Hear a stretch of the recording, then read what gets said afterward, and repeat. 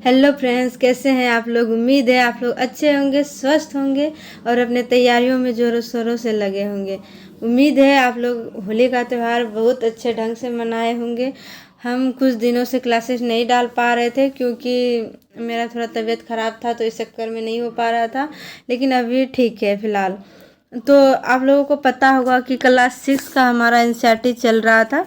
Class 6 का NCERT चल रहा था, लेकिन वो फिनिश हो गया। सारे चैप्टर अच्छे से डिस्कशन के साथ बताई हूँ और वो सारा चैप्टर ख़त्म हो गया है। उसके बाद हमारा प्लान था कि जैसे ही चैप्टर ख़त्म होगा तो सारे ऑब्जेक्टिव हर चैप्टर का ऑब्जेक्टिव कराऊंगी। इसीलिए आज हम इम्पोर्टेंट क्वेश्चन जो कि है 20 इम्पोर्टेंट क्वेश्चन क्लास 6 के ज्योग्राफी का चैप्टर 1 का है। और ये बहुत इम्पोर्टेंट क्वेश्चन है और इस चैप्टर से जितने भी क्वेश्चन बन सकते हैं आने वाले एग्जाम में, वो सारे क्वेश्चन इसमें दिया गया है और एक भी क्वेश्चन नहीं छूटेगा। अगर आप 1 से 20 तक में अगर 20 में 20 स्कोर कर लेते हैं तो समझिए आपका तैयारी बहुत बहुत बहुत अच्छा है। लेकिन आप अगर 18 से ऊपर कर रहे हैं स्कोर तो समझ जाइए आपका तैयारी बहुत अच्छा है, लेकिन उससे कम होगा तो आप अपने तैयारी को और अच्छा कीजिए। तो आज हम आपके लिए 20 क्वेश्चन लेकर आए हैं, तो इस 20 क्वेश्चन को ज़रूर अटेंड कीजिएगा शुरू से एंड तक, तो आपको पता चल जाएगा। एनसीईआरटी से लिया हुआ क्वेश्चन है, जितने भी क्वेश्चन चैप्टर 1 में बन सकता है उन सारे क्वेश्चन को लिए। इससे पहले इसका क्लासेस डिस्कशन कर चुकी हूँ, अगर आप लोग नहीं देखे हैं तो प्लेलिस्ट बना हुआ है क्लास 6 का एनसीईआरटी का, तो सारा चैप्टर यूनिट वाइज आपको मिल जाएगा। तो आप लोग प्लेलिस्ट बना हुआ जाके देख लीजिएगा, ठीक है। चलिए अब हम लोग अपने चैप्टर पे आ जाते हैं। चैप्टर वाइज ऑब्जेक्टिव कर रहे हैं ना, तो ये हमारा पहला चैप्टर का ऑब्जेक्टिव हो जाता है, ठीक है। अब चलिए क्वेश्चन नंबर 1 को सबसे पहले देख लेते हैं।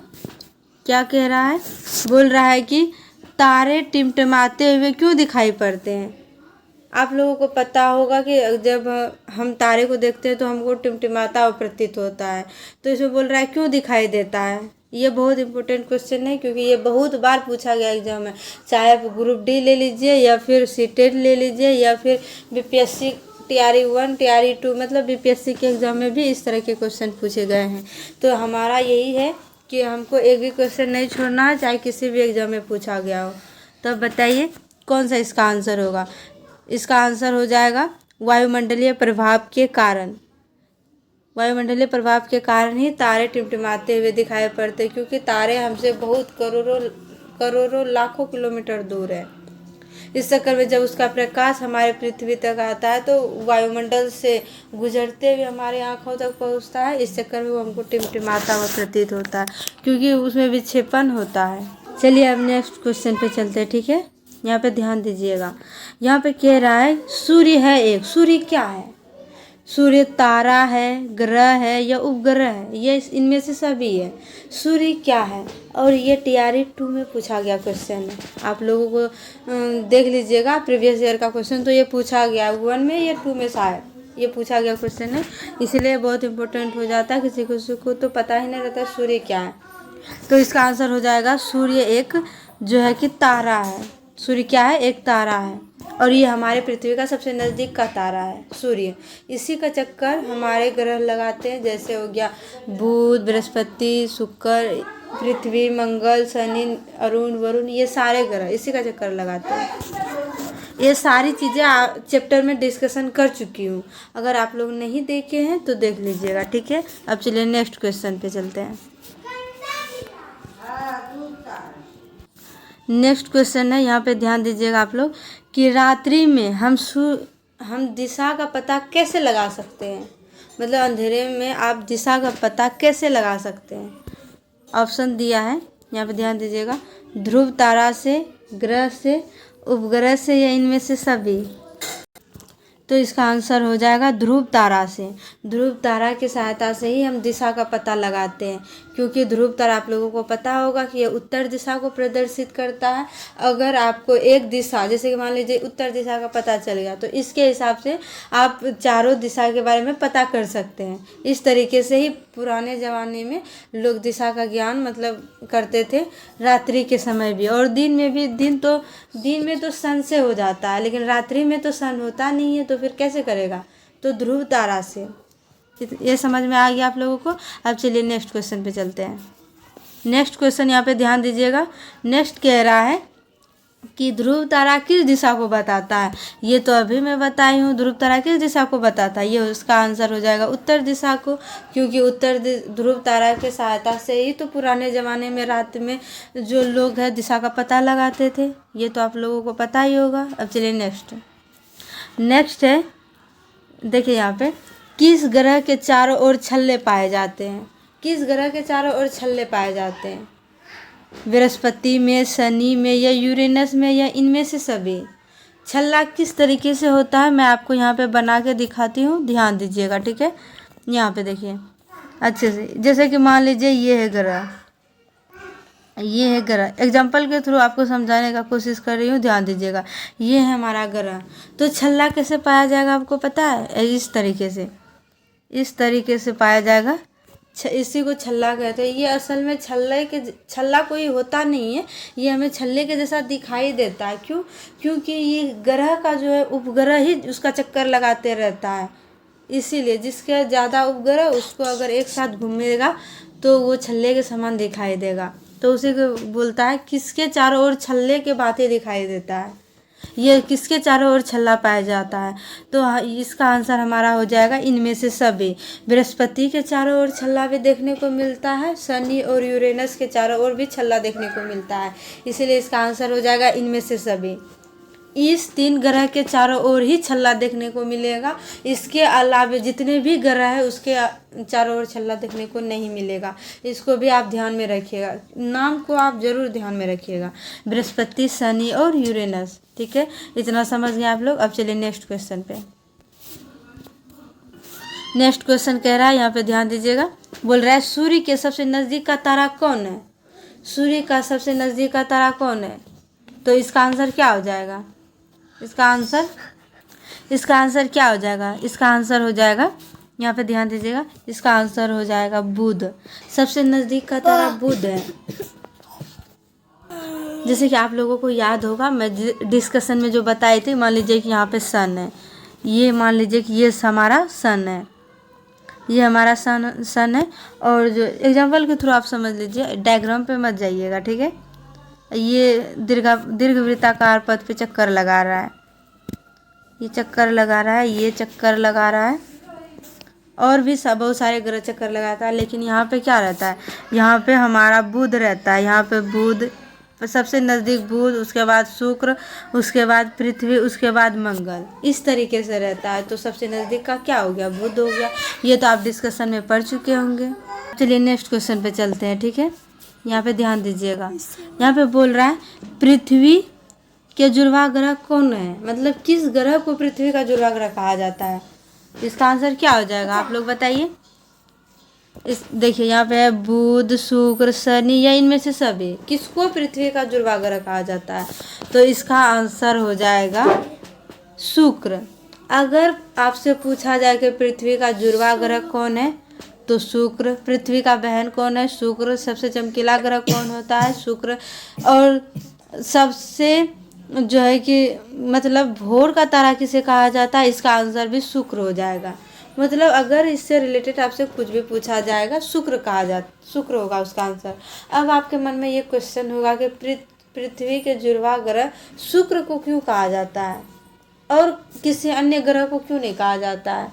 तो इसका आंसर है पृथ्वी का जुड़वा ग्रह शुक्र इसलिए कहलाता है क्योंकि दोनों का व्यास लगभग सेम है। जितना पृथ्वी का व्यास है उतना ही शुक्र का व्यास है। दोनों का व्यास लगभग सेम है, इसीलिए इसका जुड़वा ग्रह कहा जाता है। समझ गए आप लोग। अब चलिए नेक्स्ट क्वेश्चन पे। नेक्स्ट क्वेश्चन है, यहाँ पे ध्यान दीजिएगा आप लोग कि प्लूटो को बौने ग्रह की श्रेणी में कब शामिल किया गया। प्लूटो को बौने ग्रह के श्रेणी में कब शामिल किया गया? तो इसका आंसर हो जाएगा अगस्त 2006। अगस्त 2006 में प्लूटो को बौने ग्रह में शामिल किया गया है। क्यों इसको बौने ग्रह के श्रेणी में शामिल क्यों किया गया है, आप लोगों को पता है? क्योंकि यह जो है अन्य ग्रह के गति का नियम का पालन नहीं करता था, ये दूसरे ग्रह के पथ को काटता था, इसीलिए इसको बौने ग्रह के श्रेणी में शामिल कर दिया गया। ये मतलब ये कोई भी ग्रह का नियम पालन नहीं करता था, इसीलिए इसे अगस्त 2006 में बौने ग्रह के श्रेणी में शामिल कर दिया गया। इतना समझिए आप लोग। अब चलिए नेक्स्ट क्वेश्चन। नेक्स्ट है, यहाँ पे ध्यान दीजिएगा आप लोग। नेक्स्ट है, सूर्य का चक्कर किस प्रकार के पथ पर लगाता है? सूर्य का जो चक्कर ग्रह लगाता है किस प्रकार के पथ पर लगाता है? सॉरी, यहाँ पे था होगा, मैं लिख देती हूँ था। किस प्रकार के पथ पर चक्कर लगाता है? तो इसका आंसर क्या हो जाएगा? इसका आंसर होगा दीर्घवृत्ताकार पथ। अब आपके मन में ये सवाल होगा, जो हमारा लेक्चर देखा होगा उसको तो अच्छे से पता चल गया होगा कि दीर्घवृत्ताकार पथ किस तरीके से होता है, लेकिन जो नहीं देखा है, जो अभी तक नहीं देखा है, वो जाके वीडियो को ज़रूर देख लीजिएगा। उसमें आपको फुल डिस्कशन मिलेगा, एक भी लाइन मिस नहीं मिलेगा। तो मैं अभी आपको बता देती हूँ कि दीर्घवृत्ताकार पथ किस प्रकार से होता है। जैसे मान लीजिए कि ये हमारा बीच में सन है, ये हमारा बीच में सन है, और ये जो ग्रह जो है इसका चक्कर लगाता है इस प्रकार से, कुछ इस प्रकार से, इस प्रकार से। इसी को कहा जाता है दीर्घवृत्ताकार पथ। इसी को कहा जाता है दीर्घवृत्ताकार पथ। किसी को लग रहा होगा ये वृत्ताकार है, नहीं, ये गोल नहीं होता, ये दीर्घवृत्ताकार होता है। इतना समझ गए आप लोग अच्छे से। अब चलिए नेक्स्ट क्वेश्चन पे चलते हैं। नेक्स्ट क्वेश्चन कह रहा है, यहाँ पे ध्यान दीजिएगा। नेक्स्ट क्वेश्चन, पृथ्वी और चंद्रमा के बीच की दूरी कितनी है? पृथ्वी और चंद्रमा के बीच की दूरी कितनी है? तो इसका आंसर हो जाएगा 3,84,400 किलोमीटर। ये आपको किस ऑप्शन में दिखाई दे रहा है? 3,84,400 किलोमीटर, ये बी में दिखाई दे रहा है, 3,84,400 किलोमीटर। इतना समझ में आ गया आप लोगों को। अब चलिए नेक्स्ट क्वेश्चन पे चलते हैं, ठीक है। अब देखिए यहाँ पे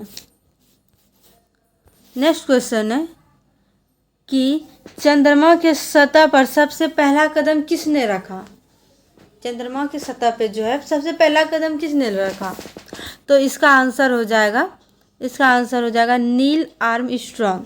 नील आर्मस्ट्रॉन्ग वो पहले व्यक्ति थे जिसने चंद्रमा के सतह पे कदम रखा। मतलब कहने का मतलब है चंद्रमा पे पहली बार गया है नील आर्मस्ट्रॉन्ग, ठीक है। अब चलिए नेक्स्ट क्वेश्चन।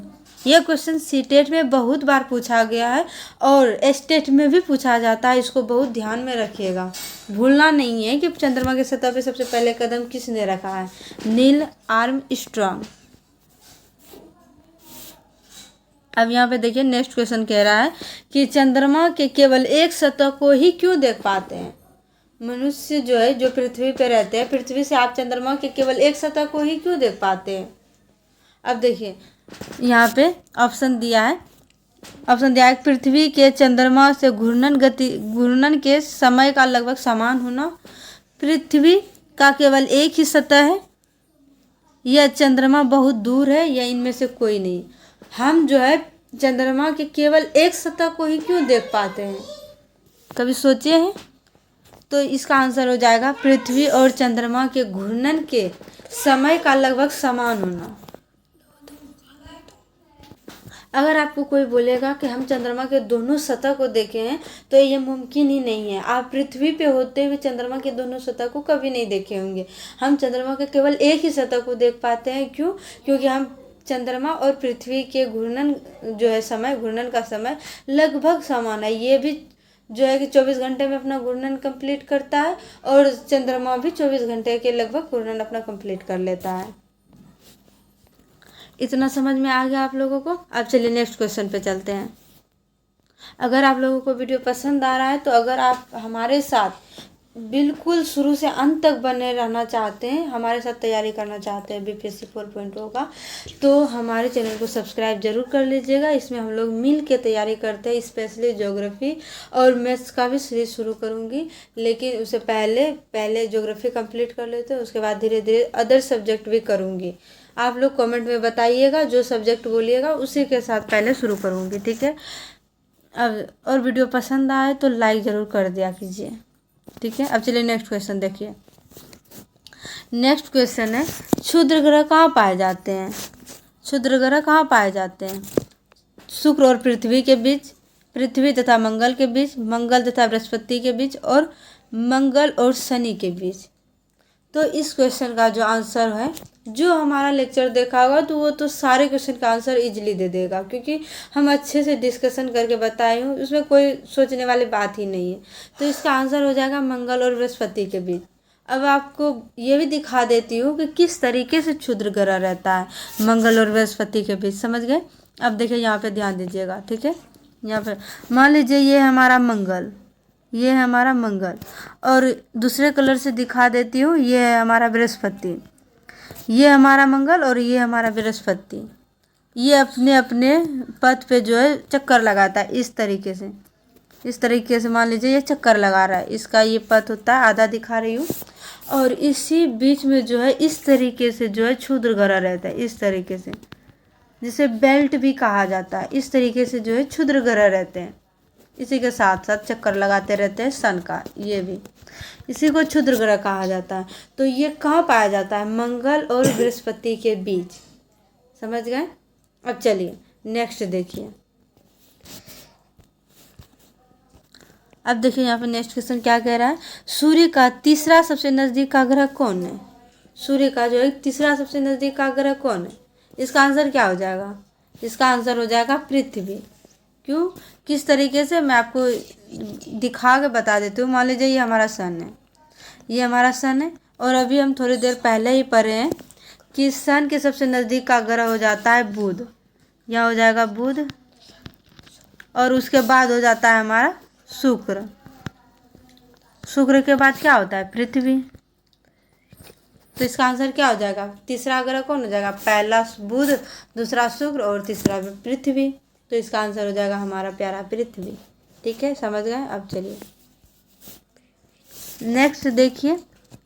नेक्स्ट बोल रहा है कि इनमें से किसके पास अपना ऊष्मा तथा प्रकाश होता है? यहाँ पे थोड़ा मिस हो गया, यहाँ हो जाएगा अपना ऊष्मा, ऊष्मा तथा प्रकाश दोनों होता है। किसके पास अपना ऊष्मा और प्रकाश दोनों होता है? जैसे किसके पास अपना ऊष्मा और प्रकाश, इसको कट कर दीजिए। तो इसका आंसर क्या हो जाएगा? इसका आंसर हो जाएगा, देखिए इस क्वेश्चन का जो सही आंसर हो जाएगा, ये हो जाएगा हमारा इनमें से कोई नहीं। ग्रह के पास भी अपना ऊष्मा और प्रकाश नहीं होता है, उपग्रह के पास भी नहीं होता है, और उल्का पिंड के पास भी नहीं। उल्का पिंड के पास प्रकाश होता ही नहीं, वो तो हमारे वायुमंडल में आने के बाद जो गर्म होके जो घर्षण के कारण जलते हैं, इस कारण हमें वो जलता हुआ प्रतीत होता है, लेकिन हम उसका अपना ऊष्मा और प्रकाश होता है हम ऐसा नहीं कह सकते हैं। और अगर हम बात करें तो किसके पास अपना ऊष्मा और प्रकाश हो जाता है, तो इसका सही आंसर हो जाएगा तारा। इसका सही आंसर हो जाएगा तारा। और तारा में कौन सा आता है? जैसे कि सूर्य, सबसे हमारे नज़दीक का तारा सूर्य, इसके बाद अपना ऊष्मा और प्रकाश होता है। और किसी भी ग्रह, किसी भी उपग्रह, किसी भी उल्कापिंड के पास अपना खुद का ऊष्मा और प्रकाश नहीं होता है। इतना समझ गए आप लोग। अब चलिए नेक्स्ट क्वेश्चन पे। नेक्स्ट कह रहा है कि पृथ्वी के सबसे नज़दीक का तारा कौन है? पृथ्वी के सबसे नज़दीक का तारा कौन सा है?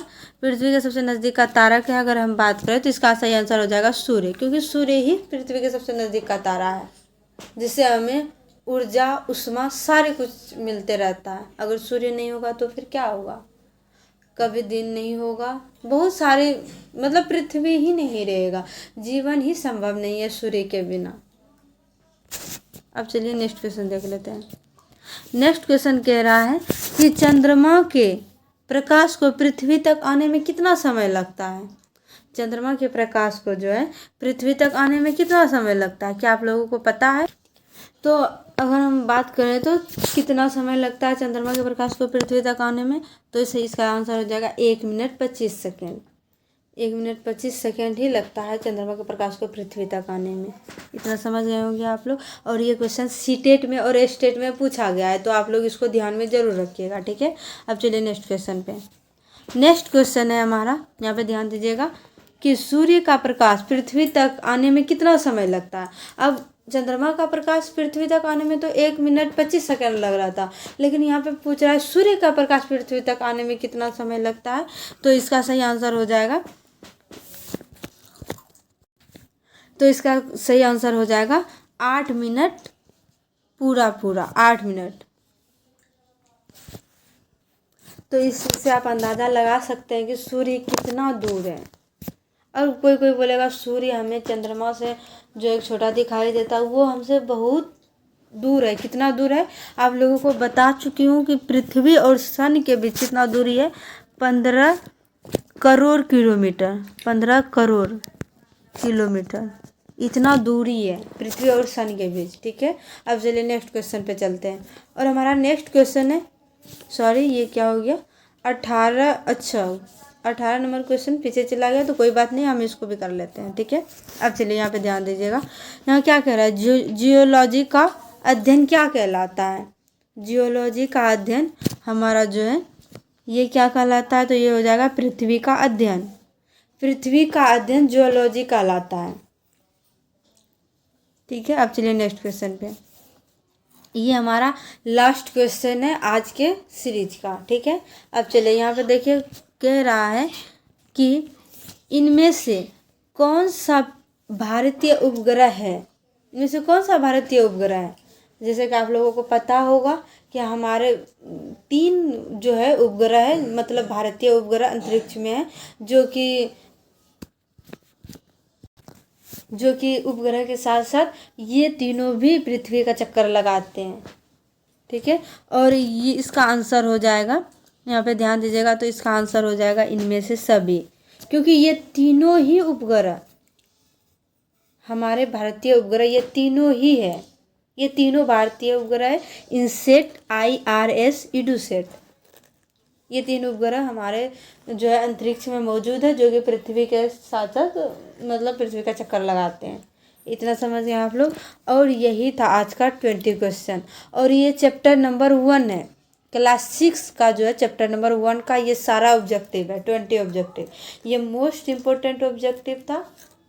मैं जो है चैप्टर का डिस्कशन, थ्योरी का डिस्कशन हो चुका है, प्लेलिस्ट बना हुआ है, आप लोग उसको जाके ज़रूर देख लीजिएगा। उसके बाद आप इस ऑब्जेक्टिव क्वेश्चन को करिएगा, आपका एक भी डाउट नहीं रहेगा। उसके बाद ये क्वेश्चन हो गया चैप्टर नंबर 1 का। उसके बाद चैप्टर नंबर 2 का भी मैं 20 क्वेश्चन लेकर आऊँगी। ठीक है, और इम्पोर्टेंट क्वेश्चन ही बस। इसके बाद आपका एक भी क्वेश्चन नहीं छूटेगा, चाहे आप किसी भी एग्ज़ाम में बैठ जाइए। आई होप कि आपको ये वीडियो पसंद आया होगा और हेल्पफुल भी रहा होगा। ठीक है, और आप लोग कमेंट में ज़रूर बताइएगा कि ये वीडियो आपको कैसा लगा। और इसी के साथ आप लोग हंसते रहिए, मुस्कुराते रहिए और अपने तैयारियों में लगे रहिए। Thank you.